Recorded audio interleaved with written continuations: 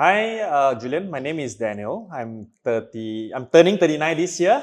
I'm in the sales industry. Hey, hi, my name is Peifa. I'm 40, coming to 40 this year, and I'm with Motu Singapore right now. Okay, so I guess I think we are known for as the two men with two bike, so we call it two man two bike, and that's also our is it called a nick, the username or nick in Facebook or Instagram? Two man two bike is the number numeric 2 MAN and numeric 2 BIKE. That's a grammar mistake Yes. yes, by by people telling us, but yeah, this is how we want to put it in a very Singlish way. Okay, so yes, we are known for making our attempt to the UK in 2019, which is the first attempt. Remember, right? Yes. And Daniel got injured in Pakistan.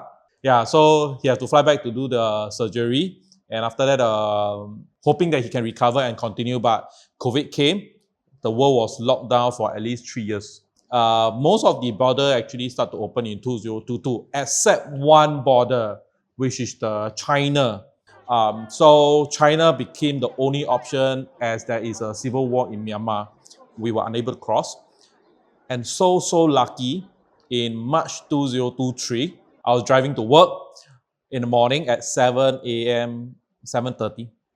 And on the expressway, I heard news that China is reopening the border from the radio. I was telling him, no way, man. I should give a call to Daniel, and Daniel was sleeping. I was telling Daniel, he said, wow, China is open up. Is it? I think you better check the Straits Times first to confirm the source. I remember this one. I said, okay. Then I was driving to the office and we checked the source, and it was a real news, and we were so happy about it, and we start planning the trip in 2023.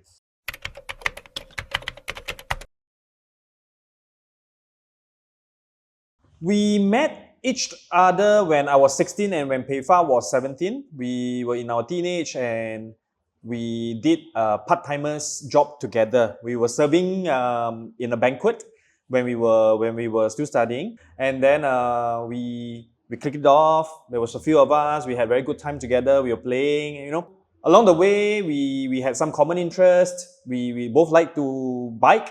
I think we had the vision that we want to bike together. So we were talking about getting our 2B license together and how aesthetic that we got when we were in the train, MRT train, discussing what bike to bike after we get our 2B. I think a lot of people have been through this. A lot of bikers, especially in Singapore, because we have got our 2B, 2A and Class 2.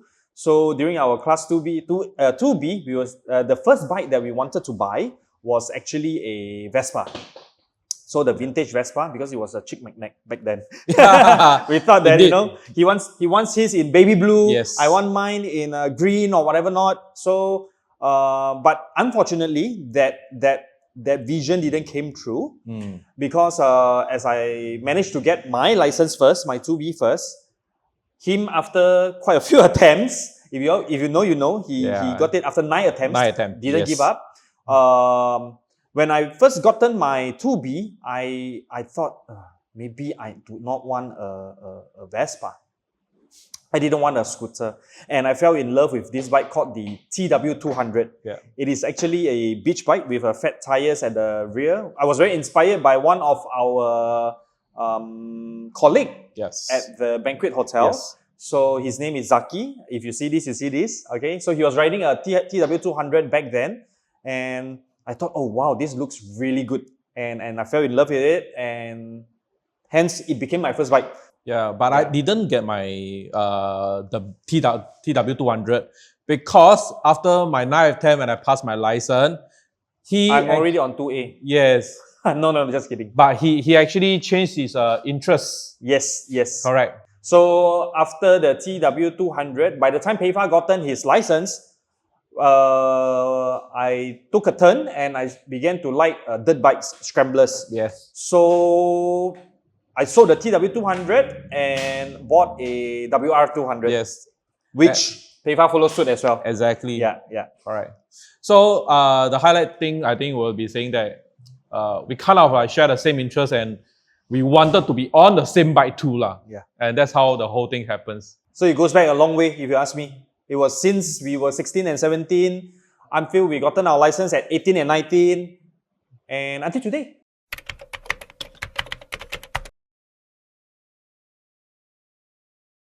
I remember it happened behind the back of a van. Because me and Daniel, before we start all this touring, we were doing a lot of off-road riding. And that's how we were always, end up together in the weekend. And at this one occasion, we were going somewhere and we are at the back of the van of one of our riders. And he was talking about that he have an intention to actually leave this industry for a while, to take a big break because he's a bit tired of it. And I was telling him that, yeah, me too. I also got quite sick of my industry. And I realized that maybe we should both take a big break to go for a backpack. But I did not actually choose to go because there was a career opportunity waiting for me. And I decided to take the later, to actually pursue my career. So, fast forward, I think we were in 8 years in our industry, close to 8 years. And he was very sick of his job. I won't say sick, right? It would be a bit boring lah. He want to take a big break. I was like sick of my job and I want to take a big break too. And he will say that he might leave the industry and be thinking of going backpack. I say, yeah, let's do it. But after that, thinking a while, we were saying that, but actually, I was telling him, actually, both of us right, He said, yeah, actually, we could do a touring instead. That's how it ended up, this ideas was actually born.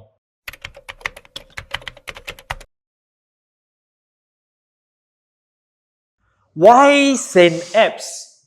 To be honest, Julian, when we set off our journey, we didn't have a destination in mind. St. Abbs only came about in Hat Yai. No, Cameron Highland. Cameron Highland. Yes. In Cameron Highland. It only came about in Cameron. So basically, we set off without a destination in mind. We set off with nothing, basically nothing. We knew that we just wanted to get out and I would say have a good breather, have a good break. I think this is a very important gap year for us. So only until when we were in Cameron, when we finally, when reality sets in, that means we are already on the trip.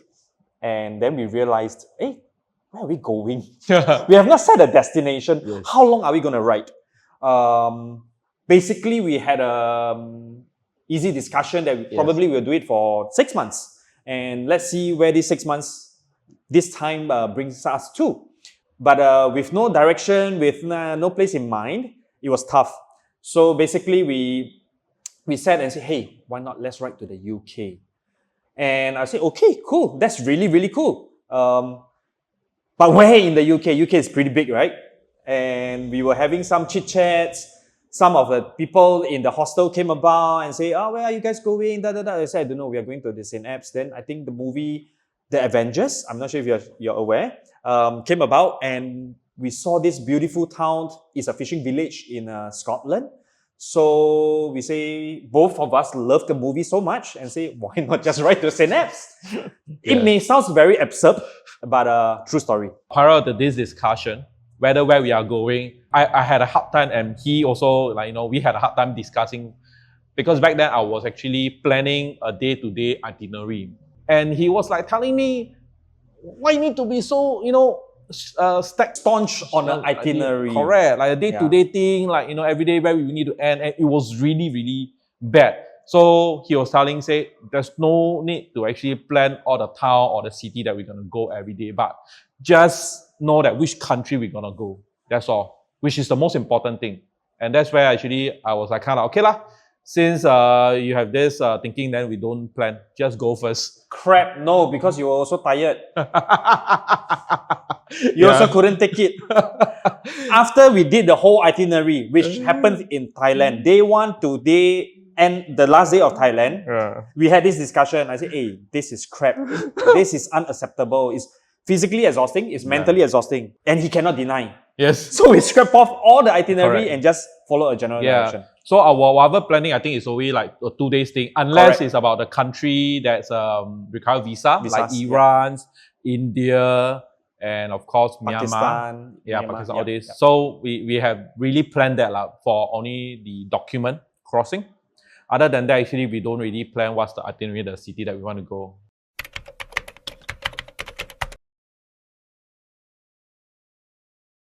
I would say is the border crossing. When we talk about border crossing, there is certain country that require the documents, which you need to actually plan ahead. Because we did apply the Iran visa in Singapore ahead of our trip. And we did not manage to make it on time because my bike, my BMW F800 broke down. Yes. Many times. Many times. And it was very serious. in Myanmar once, and I had to delay a day before I crossed over to India. And in India, we couldn't find a spare part of it and couldn't fix it. In the end, we have to leave. We have to stay in India, Delhi, right, New Delhi, for at least 2 to 3 weeks in order to wait for to wait for the parts to come in to fix it, to get it running. And yes, we did manage to cross over to Pakistan because the visa duration was actually, I would say they are very flexible. It's a 1 year or a 6-month visa. 1 month. 1 month. No, we bought the visa for 1 month, but the entry date is 1 month before and 1 month after. Yes. So there's a 2-month period where you can enter. Yeah, but the validity is 6 months. 6 months or 1 year, remember. But for Iran visa, you need to very specify this date that you need to enter. So we missed that date, and we actually have to redo the Iran visa again.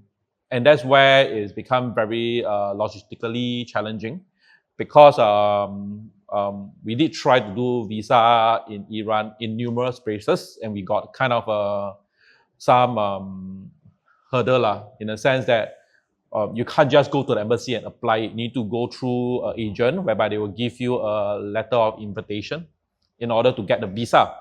And that's where, when all these things happened during the Iran part, and when we finally got a visa, and when Daniel wrote back to try to get the visa during our Pakistan trip, and that's why he got injured. That is why I always feel that for the most challenging part is always the carnet, the visa, among all these border crossing. Yes. Other than that, I think that on the bike issue, on your personal item, everything can be bought. Even for spare part that you are unable to actually manage to carry it with you during this trip, you are actually able to either get it locally, or if not, you actually can order it from Singapore and get someone to ship over or air over. So Daniel always say that as long money can solve, yes, nothing is a big problem for us.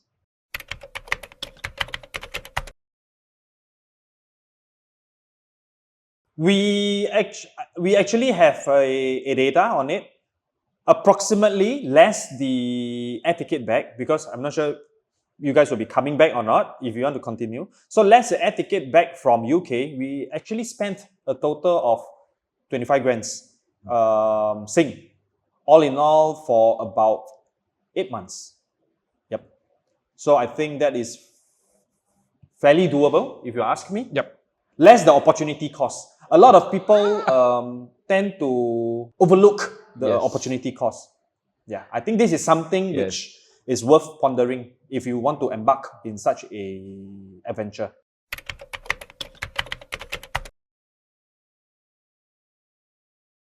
I would say that back then when I started in 2009, I am married with a wife and a kids, and have a newborn back then.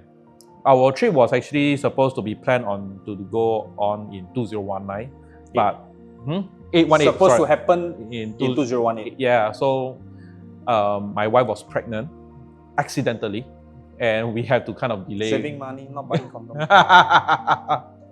Yeah, then we have to kind of delay 1 year. And of course, the way that I deal with it is that I did told my wife that this trip is dangerous, but if you are destined to, leave this world, even you ride or drive in Singapore, things will happen. So that is one thing that I tell her, that not to worry too much, because ultimately we'll be try to be as safe as we can, as much as we are able to.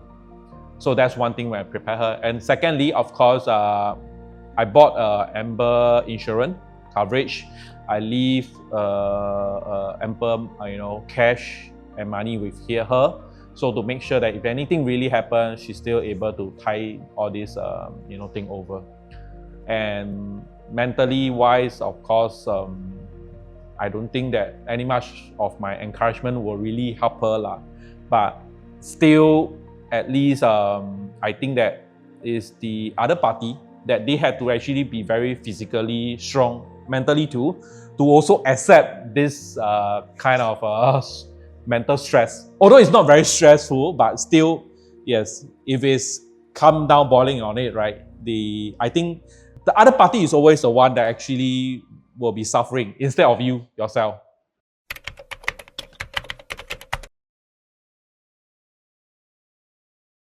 For our first trip, for both trips, we both used the same bike. We were on our F800 first, and then later on CF 800MT.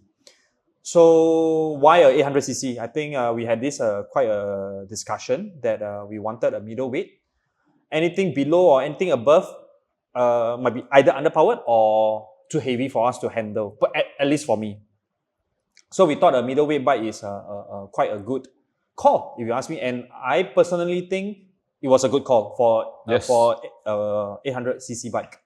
So for the F800, mine didn't have much issue. He's had a bit of issues. In fact, there were some commonly known issues with the fuel pump, with the Stator coil, and yeah, pretty much these two. In 2019, when the first hiccup came along during our Myanmar trip, our Myanmar leg, we were on a guided tour. So I think we did some ascent, not that high, but Peifa's bike starts to show symptom of choking. Didn't give too much thought about it, just rode on because that's the only thing that we could do. And unfortunately, the bike gave way. Still in Myanmar. It's the official last night, but it's the actual second last night because we had to extend one more day because of the failure of the bike. Right. Okay, so that incident was not due to the fuel pump or stator coil. It was due to a flat battery. All right, and we couldn't get any help in Myanmar. The guide was very open and encouraging for us to try. We might have better luck on the Indian side.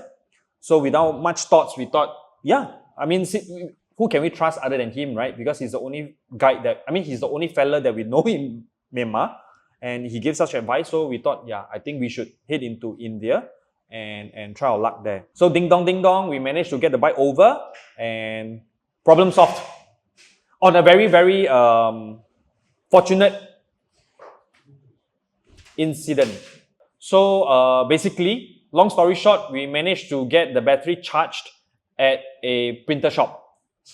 I don't know why the printer shop has got such high voltage, such high wattage charger for a motorcycle battery. Yes. Somehow or rather, it's just underneath our hotel. Yes. It was a blessing in disguise. Yeah. And we got it charged, we plugged it back in, and the bike started. Yes. We were so happy. Yeah. This is the one of the good example that why going with a similar bike is actually a very, very essential choice. Because this happened because we were trying to troubleshoot what goes wrong on the bike. So the most basic one we took is the battery because it's the easiest one to dismantle. And the moment I use the battery and plug to my own bike, the whole thing starts. Otherwise, back then we were thinking whether is it the immobilizer because F800 has that. And it also has common issue whereby it will spoil. So then came 2023, we were on our 800MT. So this bike came about when, during 2022, we were already toying with the idea that when is our next trip gonna be? So that was 1 year in advance. We received news that certain borders were opening up, so this got us excited, and we started looking for a new choice of weapon. to embark on the next trip. So he came up with an idea. Since we had some traction on Facebook, on our two-man, two-bike, and on our social media, Peifa suggested, hey, why not we try to look for sponsors? I said, oh, wow, that's a good idea. I'm not even sure if we can get any. So basically, we were just throwing out, proposals and stuff, etc. And CF Moto, Yuheng Motors are the first that got back to us, and they were very keen. That was in 2022 when we had the discussion. So after everything, all the discussion, all the administrative stuff done out, we confirmed that we'll be using the 800MT, and it was a brand new bike. So a lot of assurance, a lot of peace of mind, if you ask me, because everything is brand new. I think the breakdown will be lesser, yeah? And it is a very good opportunity for us to test a China-made bike, right? And not a lot of us have a lot of confidence in China-made stuff, to be honest. Even me, myself, we were skeptical at first, but embarking on the trip, we had zero incident on anything related to the bike, other than the wear and tear, which was the tire. That's nothing to do with the bike because that's the tires, right? Basically, the bike started every single time we wanted to. It stops us every single time we wanted to. There's no incidents, no accidents, no nothing, no hiccups at all. So we were very, very surprised with the quality. We were very impressed with the mate of the bike. And then onwards, it instilled a lot of confidence in us.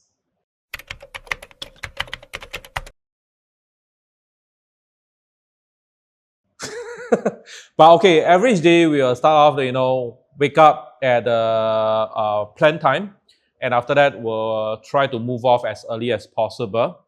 When there's a riding day. So for riding day, it's just riding, taking a break, and hopefully reach back the hotel safely. This is what we always plan and we pray for every riding day. It's very straightforward, very just monotonous, because you just want to get to another destination. But only when there's the non-riding day, yes, we probably will sleep as late as we can. And after that, we'll just wake up naturally, eat our breakfast, and go for our day trip. We always call it a day trip in the sense that walking around the city, visiting that's a point of interest, temples. If you want to drill down, right, actually, me and Daniel, we have actually assigned each other very important roles during the night after we came back from either a riding trip or a day trip. He will be actually planning the accommodation for the next day or the day after. And he also will plan all the route, where we should be going and how should we be going also. Correct. And so that was his actually job. So after he will come back. And of course, let's say on a day trip for the next day, he also will plan where to visit on the point of interest and etc. or any lunch spot or dinner spot. That is his My job. My job, yes, his job. And my job was to actually open up the videos and start doing all the video editing for hours, crazily hours, honestly.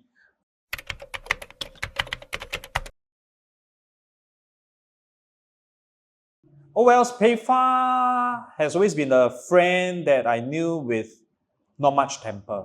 So he's very easygoing, but he also the MF that procrastinates to the max. So although he got no temper, but you got to tahan his procrastination. All right? So it's tough. It's tough to balance. Myself, I think I try to be easygoing, but I'm very logically driven. I'm so logically controlled that I cannot take his procrastination. So of course, yes, to answer you, Julian, yes, of course, we have our ups and downs, Yes. we have our happy moments, we have our tough moments. There are times that he's angry, there are times that I'm angry, but I think the anger just disappears, says 5 minutes into whatever that happened. Because we are all both adult. Yes. We both know what we want. Yep. There are days that he can go city tours by himself. I just told him, hey, I want to sleep. I want to rest. I don't want to eat breakfast. I don't want to do this. I don't want to do that. I don't want to do this. I don't want to do that. But he himself, he said, oh, I want to do this. I want to do that. I want to do this. I want to do that. So, okay. So we have our mini breaks. He will go and do whatever he wants. I will go and do whatever I want. And so this is a very, I think, important aspect Yes. of a relationship, of a friendship, whether is it just both of us as a friends or even with your parents or your wife or your spouse. You know, everybody hopes that their space can be respected and treasured. So if you ask me, we both handled it very well. Yeah. I think he also has his fair share of tahaning me because I also have my weird stuff to handle. But all in all, I think since we have known each other for so many years, we know how we behave, what is our pattern, So more or less, I think it wasn't that tough. It wasn't that tough to accommodate to each other. That's my point of view. I'm not sure about Peifa, but I believe he shares the same aspect. Yes, if to cut it short, yes, I share the same aspect. And I think that this is a very particular incident. Actually, I think it was I remember it very vividly because we had a heated agreement, not face to face, but on the road with our cons on. And that was actually very interesting. Because it was actually one of my deepest impression. He feel that I want to go this place called Tajikistan, the Pamir Highway. And I wanted to do it because I thought it would be an adventure, off-road, rugged road, this and shit like that.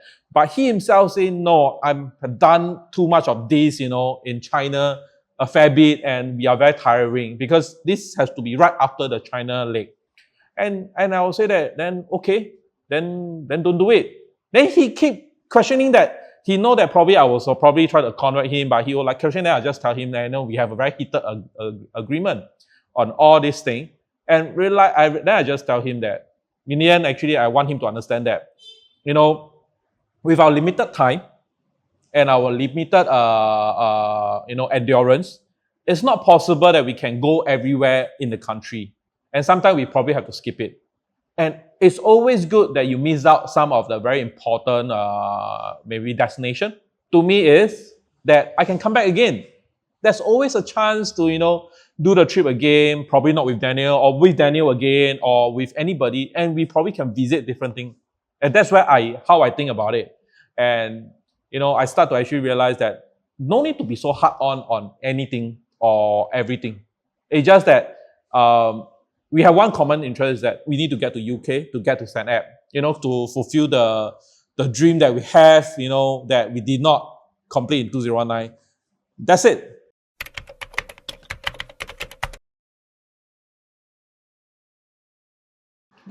Actually, by right, there is so many highlights and there's so many most memorable. However, when me and Daniel, when we finally rolled up to this point where we saw the Mount Everest, I think that was one of the most memorable moments I have. It was kind of unexpected in the sense that I knew that we are going to China. I knew that we are going to pass Mount Everest. I never knew that it would happen in this way, whereby we will roll up to a point where we can really see an unblocked view of the Mount Everest and the Himalaya range. And until now, it is still very vividly in my memory. We have been asked this question very often. I think this is probably one of the most asked questions to us, to men to bike. I gave him many thoughts. But like what Peifa said, a lot of them are memorable. A lot of them. Because almost every single day where you see new things, it's very memorable. Because it's a new experience altogether. Personally, my most memorable, I still insist and stand by it, is that it's my day one leaving Singapore in 2019. Why memorable? Because there was so much emotion, there was so much involved. My family, my girlfriend, my friends, my job, everything that I have in Singapore, I'm going to leave for even a short stint. But still, it's about making the first step. Bittersweet, if you ask me. Until now, I still can remember the excitement I had in me during the first day in 2019. We woke up relatively early, but it was raining, so I told Peifa, hey, since it's raining, we probably put it off 2 hours later, and then we moved off. Okay, so once the rain slowed down, we got out of our car park, and I couldn't hold my excitement anymore. I was shouting in the helmet. I was so excited, ecstatic with it finally happening. I have never had experienced such euphoria before, if you ask me.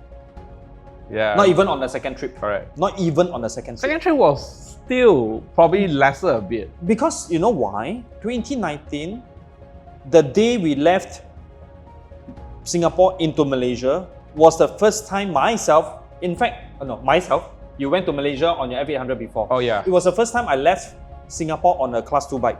It was my first Class 2 bike. We only took the Class 2 because we want to do such a trip. So yeah, it's just unbelievable that everything can be so impromptu, and we thought of it, we want to do it, and let's do it. Because like I say, we never had any experience touring prior to our 2019 trip. We didn't even actually rode a big bike in Singapore ever. We just bought the F800 just for this trip. And back then, we don't actually really ride in Singapore for daily transport or whatsoever. It's purely for off-road riding. Both of us drive. So the moment we get a bike out of it, right, we were actually, I was astonished in the sense that why I was in this trip.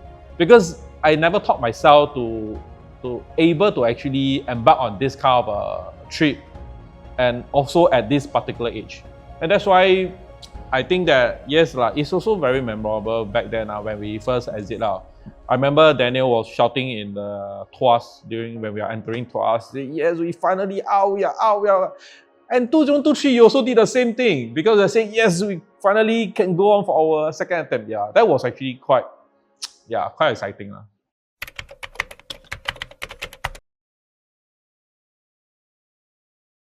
I remember that we did have some hard time from Myanmar onward to India and Pakistan, Iran.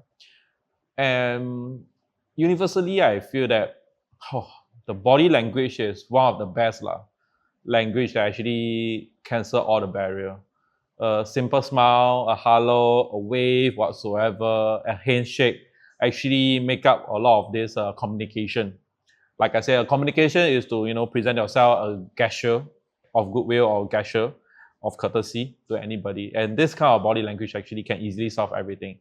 And of course, when we need to actually get into very in-depth conversation, I remember back then we did use a Google Translate, yes, to do some very basic kind of talking. But ultimately, we did still end up with people who actually they are actually fairly good in English, or they have basic English, and that's where actually we did carry out conversation. We did not actually met any very difficult moment whereby we can't communicate and actually create a misunderstanding back then. That's what I remember. Of course, for food, me and Daniel, we are foodie, so we are pretty open to try anything, but Daniel has a higher level of willing to try even more crazy stuff, but not me. Sometimes I do reject. But for throughout the whole trip, I would say that we enjoy every dishes or any cuisine, right, for every country we cross. Yes, correct. Agree? Disagree. In terms of food-wise, I find it very tough in Europe. Yeah. I'm so sorry to all my European friends, okay? I hate to say this, but I find it very tough for us because most of the time is either cold or hard breads. And it's very difficult to get a good warm meal, which I think we are very accustomed to. So we spent a lot of time even the McDonald's are cold. So I don't know why. Even the fast food are cold. So I really appreciate and treasure my warm food. So either we cooked a lot In of Europe. Maggi mee, because it's one of the staple food that we seek for, and it's very warming to the tummy, to the heart. Especially when we were there, the weather was turning cold. It was wet, it was cold, and yeah, I think other than that, yes, I'm very willing to try everything. I always tell I've always shared with my personal friends. They were saying, they love Europe, they love traveling. Basically, I said, yeah, if you were there for 2 weeks, I think it's fine. If you're there for 2 months, I don't think it's that easy. So a lot of acclimatization is required, and if you can cook, that's the best.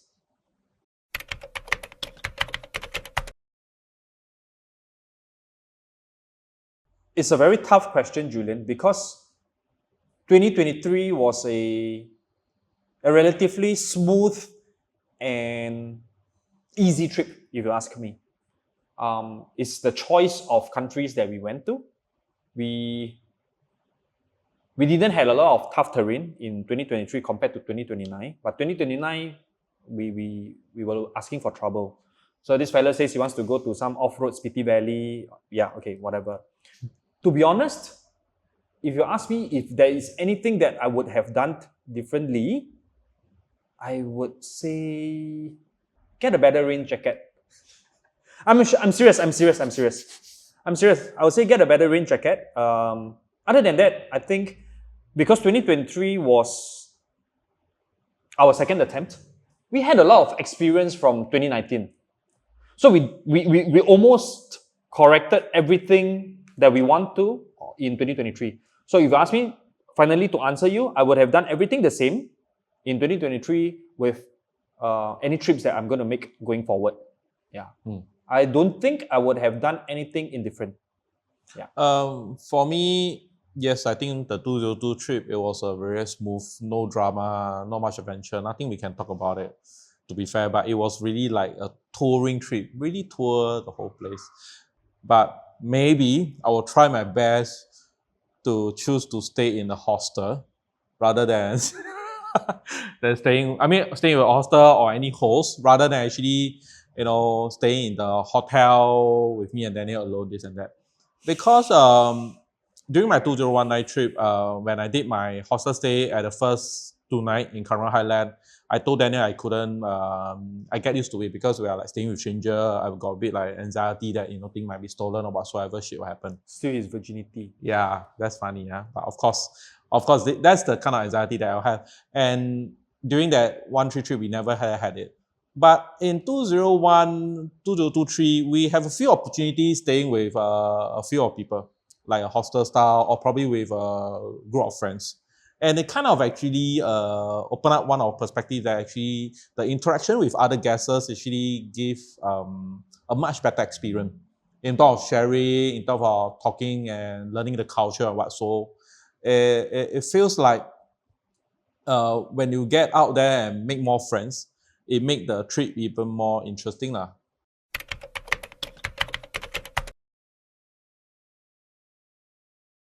In 2019, all I did was brought a GoPro, and then also brought his, and we just mount it on our helmet, and we will take any videos that we like, and during the night, we'll compile all this video into my handphone app. And back then, I think the GoPro has an app that allowed auto editing. And that's why actually I just dump it everything. They do an auto edit. I try to adjust the duration here and there to make it like it's a bit, nicely done. And I'll post it. So that was actually a very, very basic setup back then. And of course, due to the limitation of the 360, unlike when it's 2023, we had an instant 360 whereby we can take 360 degree of our footage. And that was also double-edged sword in the sense that, yes, good footage, but coming back to editing, you will have a hard time selecting the footage and the frame because, you can't capture everything. So you need to do a lot of editing along this thing. And for my recommendation, it's good that you get a very, very powerful tablet. Yes, a powerful tablet in order to actually able to allow you to do this thing on the go and on the bed, especially on the toilet when you're shitting, that kind of thing. Easier. Yeah, that's one of the recommendation. And of course, in 2019, I brought a laptop with me because I want to store all my old footage right in the hard disk. And that was the only way I figured out to actually transfer all this video to the hard disk. But in 2023, I got myself an interesting thing called the router, whereby it's able to connect to this particular router via Wi-Fi and able to connect the Wi-Fi router, able to connect it to a hard disk so that you're able to transfer the file over to the hard disk directly. But I think now using the OTG, you're also able to do it and easily also. And I think that will be a much better choice and option.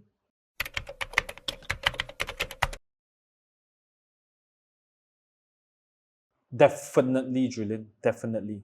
Being in Singapore, I say this pretty often that we are always being caught in a rat race. Oh no, you're talking about frog in the well. Can I? Yeah, I even mentioned that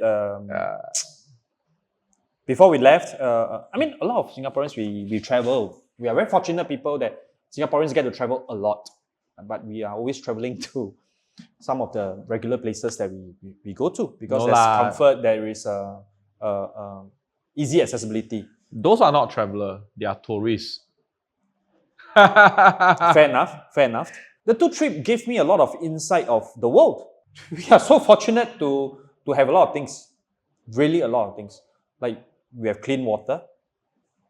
Even the public toilet, you can just go to the public toilet in Singapore. I mean, go to the public toilet and drink the water, and you will not suffer anything from it. The basic necessity of being a human being: water, food, lodging. After the two trips, I came to realize that what I have is more than enough, way more than enough than what a lot of other people don't have. And I think it makes me appreciate what I have much more. And I learned that I do not need that much to be happy. This usually comes from some self-made millionaire or billionaire, right? Because they already have a lot of money, then they say, no, I don't need so much money. Money is just a number in the bank, enough for me to buy food, whatever. But I am speaking from the bottom of my heart that this trip made me feel, both this trip gave me a new perspective that I think to identify what is enough and what will make you happy. So I'm glad that I made the trip. I might be happy living in a landed property, but I would not be unhappy living in a HDB. I think this is something that a lot of people, of course we want to upgrade as a human, we want a better life, but what is a better life is actually the ultimate question. A happy one or spiritually, mentally, or physically, materially. So I think this is very good. And this trip allowed me to identify that, okay, spiritually, mentally, I want to be happy. From these two trips, I would say that when you see enough of the world, whatever we have in Singapore, actually, we are entitled. We are like an entitled personnel in the sense that we have a good education system. We came out of our education to society to work. We are able to find jobs, good or bad, there's in different degree, but still, whenever I tell anyone in the world, as long as you're willing to work in Singapore, you will definitely have a salary, have a job, have a roof over your head, and 3 meal food. And that doesn't happen to anybody in the rest of the world that we went to. Me and Daniel, we have, I would say that it was a sad but very tearing incident when we actually crossing over to Kyrgyzstan during that time. And we went past this route with a lot of nomad actually staying there. And of course, with the nomad kids, running all around, they have nothing, nothing in that piece of big land, mountains, or whatsoever. All they had was just the sky, the mountain, and the stream. And they look so much happy than any of the kids I will see in the Singapore street.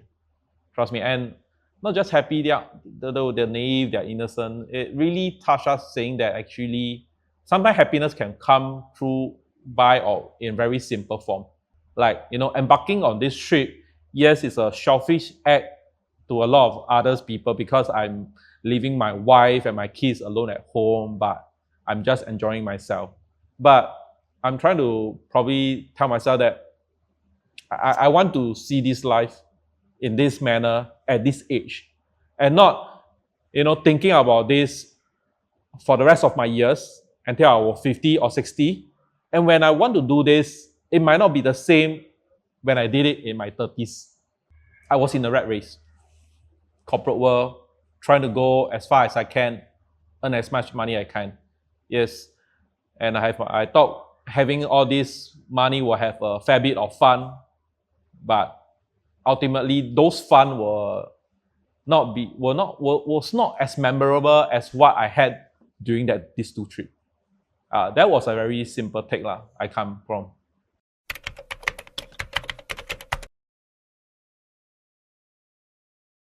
I would say that if that one person will come, I always casually tell them, just do it.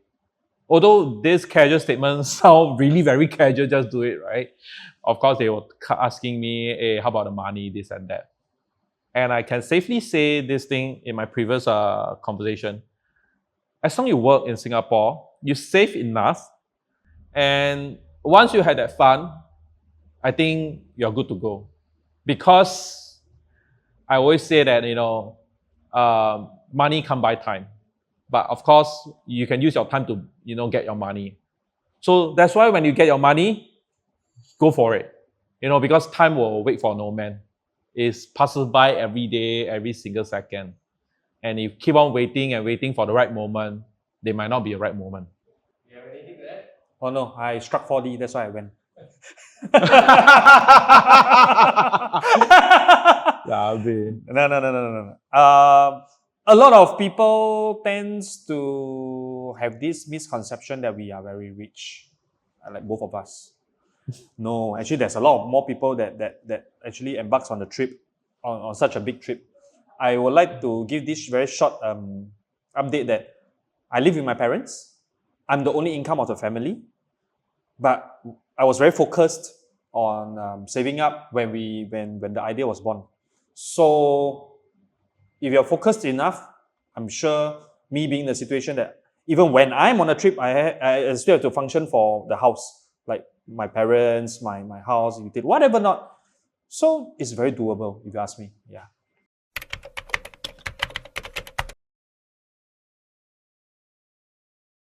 Yes, we do, Julian. We do. We enjoyed the trip very much in 2019, 2023. And ever since, now and then, we've been reminding ourselves, hey, I was sending videos of this, you'll send me video of that when we were on the trip. So it was great. So it's nice to be on the road. It's tough, to be honest, when you are on the road. But when you came to think back about it, it's actually very fun. We are starting to miss it. I wouldn't say that we have any concrete plans right now, but we envision that we want to do either Alaska to Argentina or Argentina to Alaska, either ways. So when is it gonna be? I don't know, because he have another newborn. So maybe wait for Mei to grow up and our job stabilize. We are very focused in doing what we want. As long as you want it hard enough, you will do it. So I would say, yes, we want to do it, but whether a timeline on when we will do it, I don't know. Because our riding friends from around the world has been saying, let's go. He told them, okay, next year, let's go. That's what he said, but I didn't say anything. Yeah, I mean, that was one continent that we truly want to do it. That's why the idea of going next year was actually because we still catch up with some of our overland friends that we met along the way, and they also have the idea to do the Americans. I really hope that it can happen as soon as possible, as always that I thought so, because it's good to ride while you're young. you still have that stamina, endurance. But like I say, the family commitment, he got a new commitment also, $1 million in debt. So that's why, all these things were actually, it's a hinder. It's a hinder. And in life, you will always have this hinder. But still, I believe he will still be very on a saving mode as much as he can, putting aside certain fund or whatsoever. Me, myself, same thing. After a few lessons learned from the last 2 trips, I also work on that. And I think one day when the opportunity come again, you never know. Maybe initiated by him or initiated by me again, we might do it. And that was always in our mind.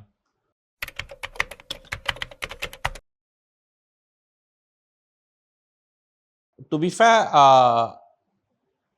we weren't started to actually inspire anybody.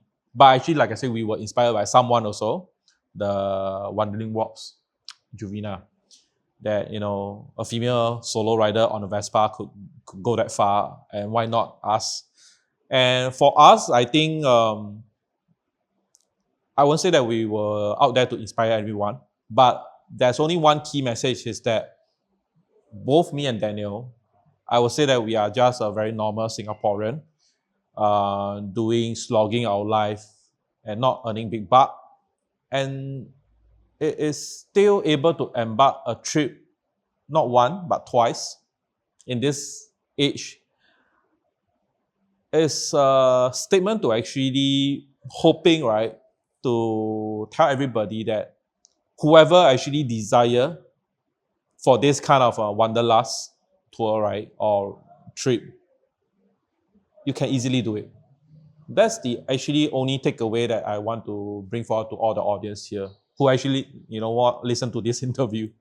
My take that I wish everybody will have from Two Men Two Bike is to tell everyone that it is not as dangerous as you think.